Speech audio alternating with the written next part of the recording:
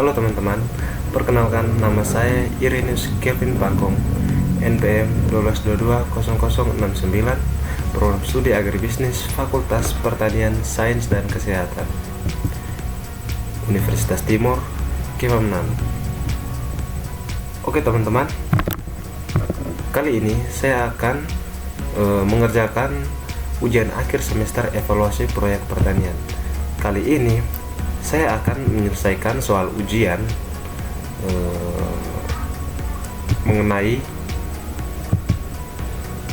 atau menghitung nilai BEP dan PBB serta dijelaskan menggunakan aplikasi Excel. Oke teman-teman, kita lihat di sini. Kita langsung saja ke soalnya ya teman-teman. Kita lihat di sini ada soal ujian yang dimana berdasarkan hasil penelitian yang dilakukan untuk membangun industri pengolahan hasil pertanian, diketahui dana investasi sebesar 30 juta dialokasikan selama 2 tahun, yaitu tahun persiapan sebesar 20 juta dan tahun pertama sebesar 10 juta. Kegiatan pabrik dimulai setelah tahun kedua dari pengembangan konstruksi. Jumlah biaya operasi dan pemeliharaan berdasarkan rekapitulasi dari berbagai biaya pada tahun kedua sebesar 5 juta per tahun dan untuk tahun-tahun berikutnya seperti pada tabel 1. Benefit dari kegiatan industri ini adalah jumlah produksi dari pengolahan hasil-hasil pertanian. Kegiatan produksi dimulai pada tahun kedua dengan jumlah penghasilan sebesar 10 juta, sedangkan tahun-tahun berikutnya seperti terlihat pada tabel yang pertama. Berdasarkan data tersebut, apakah rencana pembukaan industri yang mengolah pertanian tersebut layak untuk dikembangkan? Bisa dilihat dari segi kita lihat di sini. Jadi kita di sini untuk menghitung nilai BEP dan PBB serta menjelaskannya. Di sini kita akan menghitungnya menggunakan aplikasi Excel. Oke, kita lihat di sini biaya investasi, operasional dan benefit industri pengolahan hasil pertanian. Setelah diketahui ya tadi, kita lihat di sini dana investasinya tadi 30 juta. Investasi pada tahun pembukaan atau 0 itu sebesar 20 juta. Sedangkan pada tahun pertama itu 10 juta. Untuk biaya operasi pada tahun ke-0 itu belum ada dan tahun pertama juga belum ada. Untuk total cost-nya nanti kita hitung menggunakan aplikasi MS Excel. Dan benefit di sini belum ada ya teman-teman. Benefit ini keuntungan di sini belum ada. Pada tahun ke-0 itu belum ada dan pada tahun ke-1 juga belum ada. Oke teman-teman, mungkin kita langsung saja menghitung nilai BEP dan PBB nya serta akan dijelaskan nanti. Oke, pertama-tama kita akan menghitung nilai BEP nya. Kita lihat di sini, apa itu BEP? BEP atau tidak break even point. BEP atau break even point adalah kondisi yang terjadi pada saat perusahaan belum mendapat keuntungan tetapi juga tidak mengalami kerugian. BEP atau break even point adalah titik pulang pokok di mana total revenue sama dengan total cost. Terjadinya BEP tergantung pada lama arus penerimaan sebuah proyek dapat menutupi segala biaya operasi dan pemeliharaan serta biaya modal lainnya. Selama perusahaan masih berada di bawah BEP, selama itu perusahaan masih menderita kerugian. Semakin lama perusahaan mencapai BEP, semakin besar saldo rugi. Oke teman-teman, kita lihat di sini rumus BEP. BEP sama dengan TP-1 sigma TCI kurang sigma BIP sama dengan 1 per BP. Kita lihat di sini keterangannya, BEP, BEP, break atau break even point. TP-1 sama dengan tahun sebelum terdapat BEP. TCI sama dengan jumlah total cost yang telah didiskount. BEP-1 sama dengan jumlah benefit yang telah didiskount sebelum break even point. BP sama dengan jumlah benefit pada break even point. Oke teman-teman, kita langsung saja ke Microsoft Excel untuk kita menghitung nilai BEP-nya. Oke teman-teman, sebelum kita mencari break even point-nya, pertama-tama kita menghitung total cost terlebih dahulu serta keuntungan DF atau diskon faktor, BI serta TCI-nya. Dapat kita lihat di sini total cost didapat dari kita menjumlahkan investasi ditambah dengan biaya operasional, makanya 20 juta. Di sini 20 juta ditambah dengan 0 karena biaya operasional pada tahun ke 0 tidak ada, maka kita isi di sini saja 0. Jadi 20 juta ini kita tambahkan dengan 0, maka hasilnya 20 juta. Pada tahun ke-1 juga di sini kita tambahkan 10 juta ini ya teman-teman, ditambahkan dengan 0 maka 10 juta. Begitupun pada tahun berikutnya. Kita lihat di sini 5 juta. Kita bisa menggunakan rumus Excel dengan kita mengklik sama dengan, lalu kita tekan investasi pada tahun pertama, pada tahun ke 0, lalu kita tambahkan dengan biaya operasional pada tahun ke 0, lalu kita klik enter. Nah, setelah itu kita bisa saja langsung mengklik ini ya teman-teman untuk mendapatkan hasil dari investasi ditambahkan biaya operasional ini untuk total cost ya teman-teman. Oke, kita lihat untuk total revenue. Untuk benefitnya tadi sudah ada dalam soalnya teman-teman. Lalu kita melihat keuntungan di sini atau net benefit. Kita lihat di sini net benefit atau keuntungannya itu dengan kita mengurangkan total revenue dikurang total cost. Jadi di sini kita lihat di sini total revenue di sini 0, dan total costnya itu 20 juta ya teman-teman, maka hasilnya akan dapat min 20 juta ya teman-teman. Oke, kita lihat berikutnya pada keuntungan atau net benefit. Di sini kita mengurangkan total revenue atau benefit dikurangkan dengan total cost, yang dimana hasilnya itu 10 juta.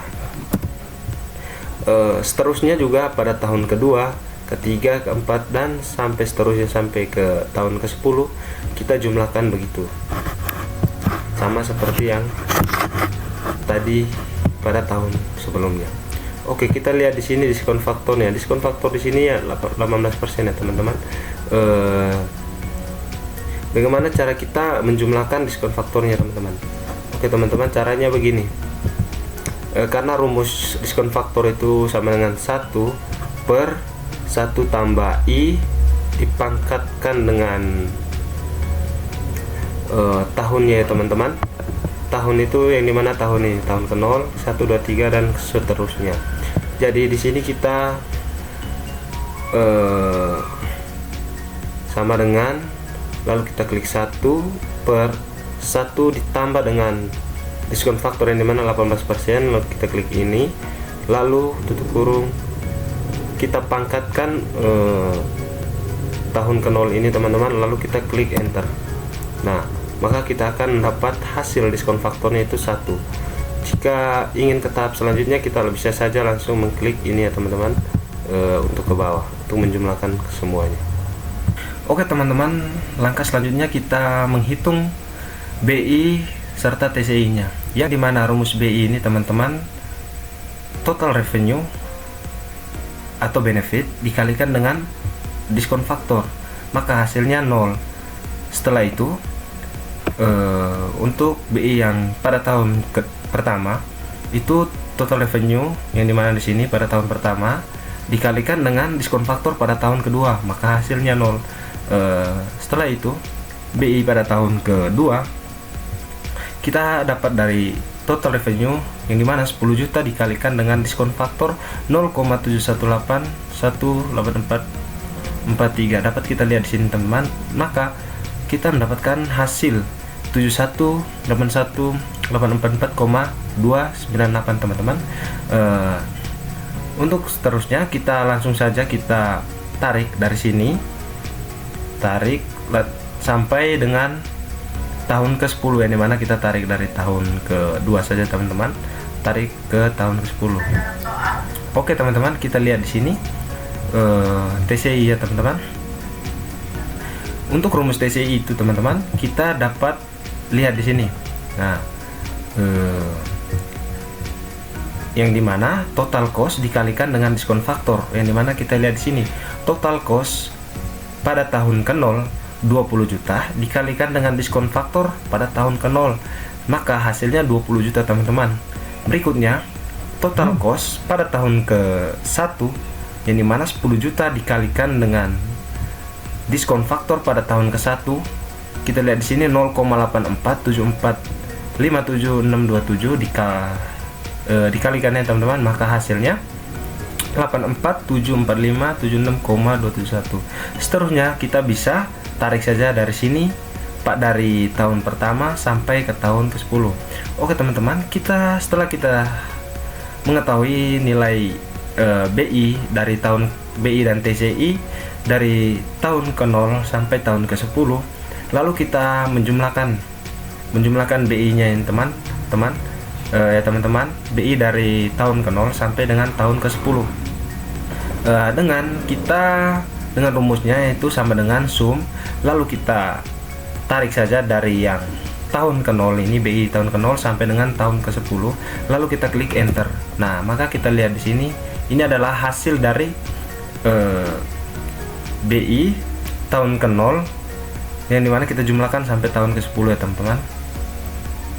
Lalu untuk berikutnya kita menjumlahkan keseluruhan dari TCI, yang dimana nilai dari TCI pada tahun ke-0 sampai tahun ke-10. Sini untuk rumusnya sama saja teman-teman, sama dengan sum, lalu kita klik tahun ke-0 ini, tarik sampai ke tahun ke-10, lalu kita klik enter. Nah, maka dapat kita lihat hasilnya ini ya teman-teman. Oke, selanjutnya kita tahu BI, jumlah keseluruhan BI nya sekian, yang dimana 71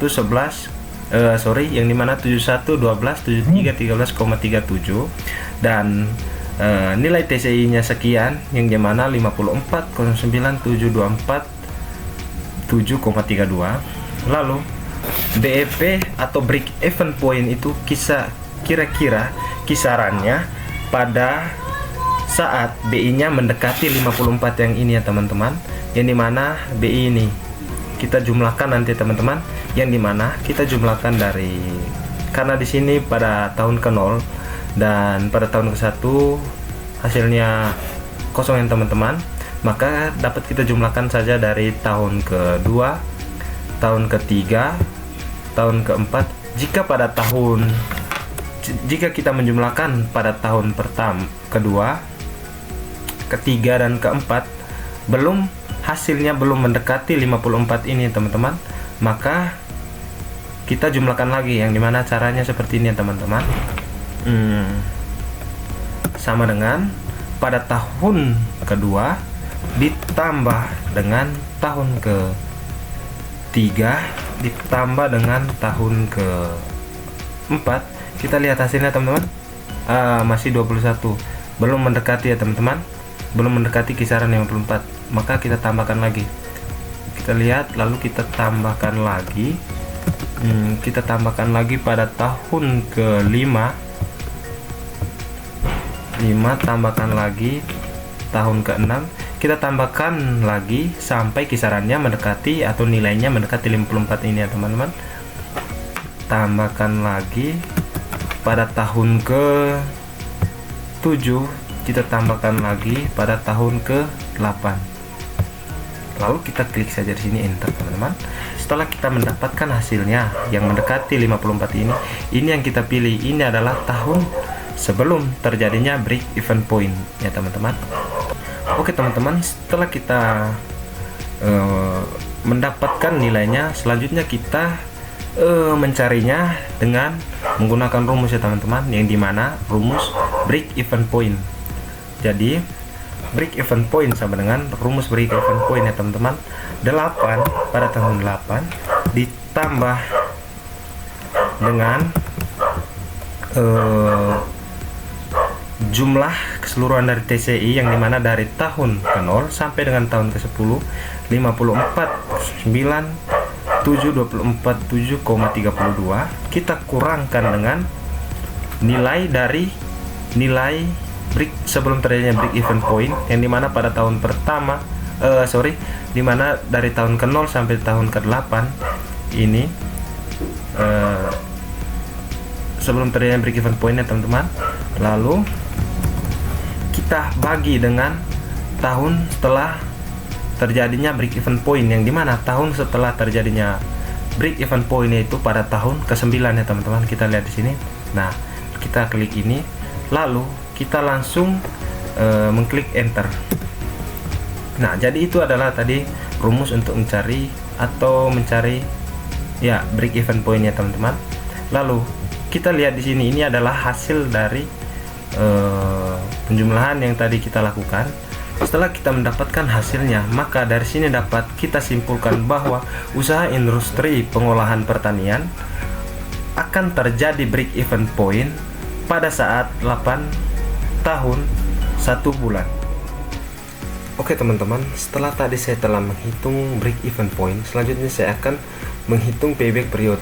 Di mana apa itu payback period? Payback period adalah jangka waktu tertentu yang menunjukkan terjadinya arus penerimaan atau cash inflows yang secara kumulatif sama dengan jumlah investasi dalam bentuk present value. PWP digunakan untuk mengetahui berapa lama proyek dapat mengembalikan investasi. Kita lihat, ini adalah rumus dari payback period, yang dimana PWP sama dengan TP-1 ditambah dengan I jumlah atau sigma I, jumlah I dikurang dengan jumlah BIP-1 per BP. Keterangan PWP sama dengan payback period, TP-I sama dengan tahun sebelum terdapat PBP, I sama dengan jumlah investasi yang telah didiskon faktor, BIP-1 sama dengan jumlah benefit yang telah didiskon sebelum payback period, BP sama dengan jumlah benefit pada payback period berada. Kriteria kelayakan PWP atau payback period kurang dari umur ekonomis proyek, maka proyek tersebut atau usaha tersebut layak. Jika PBP lebih dari umur ekonomis proyek, maka usaha tersebut tidak layak. Oke teman-teman, mungkin kita langsung saja ke tahap selanjutnya. Kita lihat di sini, ini adalah data yang akan kita gunakan. Kita lihat di sini investasi teman-teman. Kita lihat investasi dilakukan hanya pada tahun ke-0 dan pada tahun ke-1, yang dimana jumlah dari investasi itu 30 juta, yang dimana pada tahun ke-0 yaitu 20 juta dan pada tahun ke-1 atau pertama itu 10 juta. Kita lihat di sini biaya operasional. Biaya operasional pada tahun ke-0 itu belum ada teman-teman, dan baru ada pada tahun kedua, yang dimana sebesar 5 juta. Begitupun kita lihat di sini pada tahun selanjutnya hingga sampai pada tahun ke-10. Untuk total revenue, yang dimana benefitnya pada tahun ke-0 itu belum ada teman-teman. Yang kita lihat di sini masih 0, dan pada tahun pertama juga masih 0, dan ada pada saat tahun kedua, yang dimana benefitnya itu 10 juta. Oke, kita lihat di sini teman-teman ada diskon faktor. Untuk menghitung diskon faktor ini kita menggunakan rumus yang dimana 1 per 1 ditambah dengan I, lalu kita pangkatkan tahun ke-0 ini teman-teman. Oke, karena di sini adalah diskon faktor pada tahun pertama, kita coba menghitung ya teman-teman, yang dimana 1 per 1 ditambah dengan diskon faktor, yang dimana diskon faktornya itu I, lalu kita pangkatkan tahun ke-0 ya teman-teman di sini, lalu kita klik enter. Nah, maka hasilnya akan seperti ini yang kita dapatkan teman-teman. Begitupun pada tahun pertama ya teman-teman, caranya sama, ini mana 1 per 1 ditambah dengan I atau diskon faktor 18% ini, lalu kita pangkatkan tahun ke-1, maka hasilnya seperti ini, 0,844746 ya teman-teman. Begitupun seterusnya, untuk hasil yang seterusnya itu kita tarik saja dari sini hingga ke bawah, maka akan mendapatkan hasil seperti ini teman-teman. Oke, untuk PV, present value untuk investasi ya teman-teman, kita lihat di sini 20 juta ya teman-teman. Untuk menghitung investasi atau present value investasi ini dengan cara kita mengalihkan, yang dimana investasi ini kita kalikan dengan diskon faktor, yang dimana hasilnya 20 juta teman-teman. Begitupun pada tahun pertama, kita mengalihkan investasi pada tahun pertama dikalikan dengan diskon faktor pada tahun pertama ya teman-teman, yang dimana hasilnya itu 8.474.576 teman-teman. Lalu kita tarik saja dari atas hingga ke bawah hingga tahun 10, maka kita akan mendapatkan hasil seperti ini teman-teman. Oke teman-teman, selanjutnya kita lihat di sini. Ini adalah present value operasional teman-teman, yang dimana ini kita dapatkan dari biaya operasional ini kita kalikan dengan diskon faktor, yang dimana 0 kita kalikan dengan 1, maka hasilnya 0. Begitupun pada tahun pertama teman-teman, biaya operasional ini kita kalikan dengan diskon faktor pada tahun pertama juga, yang dimana hasilnya 0. Untuk mengetahui hasil berikutnya itu kita tinggal tarik saja ke bawah, lalu kita lihat hasilnya. Nah, oke teman-teman, kita lihat di sini. Ini adalah present value dari benefit, yang dimana kita lihat di sini hasilnya 0. Rumus untuk mencari benefit ini teman-teman, dengan saja ini adalah benefit yang telah didiskon faktor teman-teman. Kita lihat di sini dengan cara benefit ini atau total revenue ini teman-teman, kita kalikan dengan diskon faktor 1, yang dimana 0 kita kalikan dengan 1, maka hasilnya 0. Berikutnya pun begitu, 0 kita kalikan dengan diskon faktor pada tahun pertama, maka hingga mendapatkan hasil 0. Untuk mendapatkan hasil berikutnya kita tinggal tarik saja dari sini hingga pada tahun ke-10 ya teman-teman, maka akan mendapatkan hasil seperti yang pada tabel atau pada kolom ini teman-teman. Kita lihat di sini, ini adalah jumlah dari yang telah didiskon faktor teman, jumlah keseluruhan ya teman-teman. Ini juga, ini adalah jumlah dari benefit yang telah didiskon faktor, jumlah keseluruhan ya teman-teman. Jadi kita menjumlahkan ini mana dari tahun ke-0 hingga tahun ke-10. Rumusnya itu kita bisa menggunakan cara sum, lalu kita blok atau kita tarik dari tahun ke-0 hingga tahun ke-10, lalu kita klik enter, maka akan mendapatkan hasil seperti ini. Jika sebelumnya kita break even point kita bandingkan dengan TC, maka payback period kita bandingkan dengan investasi ya teman-teman. Jadi investasi kita akan terbentuk pada tahun keberapa. Jadi untuk mencari sebelum terjadinya payback period, kita bisa saja menggunakan cara dengan menjumlahkan benefit ini ya teman-teman, yang dimana dari benefit yang pada tahun kedua kita tambahkan dengan benefit pada tahun ketiga dan pada tahun keempat. Coba kita jumlahkan teman-teman. Nah, kita mencari kisaran nilai yang mendekati dengan angka 28 ini teman-teman. Kita tidak boleh lebih, karena jika lebih dari kisaran nilai investasi 28 ini teman-teman, maka itu adalah periode saat terjadinya payback periode teman-teman. Kita coba tambahkan lagi, tambahkan tahun ke-5.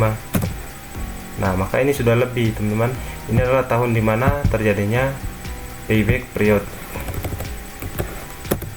Nah, ini adalah kisaran nilai yang mendekati 28 teman-teman. Nah, karena kita telah menjumlahkan, kita lihat di mana yang mendekati dengan 28 ini teman-teman. Jadi ini yang kita sebut dengan tahun sebelum terjadinya payback period teman-teman. Tidak boleh lebih. Jika lebih dari 28 ini, maka itu adalah tahun terjadinya payback period teman-teman. Oke teman-teman, setelah kita mengetahui kisaran nilainya yang dimana yang mendekati investasi ini atau jumlah dari investasi ini, yang dimana 28,474576 itu 21,706,459 teman-teman. Ini adalah kisaran yang mendekati kisaran nilai ini ya teman-teman, nilai dari investasi ini. Oke, selanjutnya kita masukkan saja ke rumusnya, yang dimana periode ini mana payback periode sama dengan 4 kita tambahkan dengan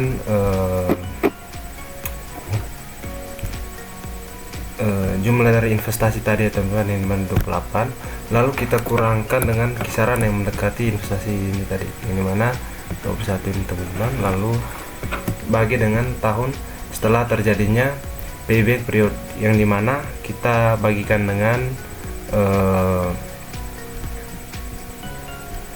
ini ya teman-teman, tahun ke-5 ya teman-teman, kita bagikan dengan benefit pada tahun ke-5, lalu kita langsung saja klik enter, maka hasilnya akan seperti ini teman-teman. Oke teman-teman, jadi setelah kita menjumlahkan yang dimana 4 ini adalah periode tahun sebelum terjadinya payback periode, kita tambahkan dengan jumlah dari investasi yang telah didiskon faktor, lalu kita kurangkan dengan jumlah benefit yang telah didiskon faktor. Setelah itu kita bagi dengan tahun dimana terjadinya payback periode, yang dimana 74.308.56. Nah, maka hasilnya seperti ini. Dari sini kita dapat simpulkan bahwa usaha itu layak dikembangkan ya teman-teman, karena di sini kita lihat nilai dari PWP ini atau payback period itu 4 tahun 10 bulan dan 32 hari, yang dimana itu adalah umur yang layak untuk kita mengembangkan usaha, karena kan di bawah dari lebih kecil dari umur ekonomis, yang dimana 10 tahun teman-teman. Oke, mungkin itu saja penyelesaian saya mengenai penyelesaian saya dalam mengerjakan soal UAS, yang dimana mengenai break even point dan payback period. Terima kasih. Jika ada salah dalam pengerjaan saya, tolong atau bantu saya untuk komen di bawah. Terima kasih teman-teman.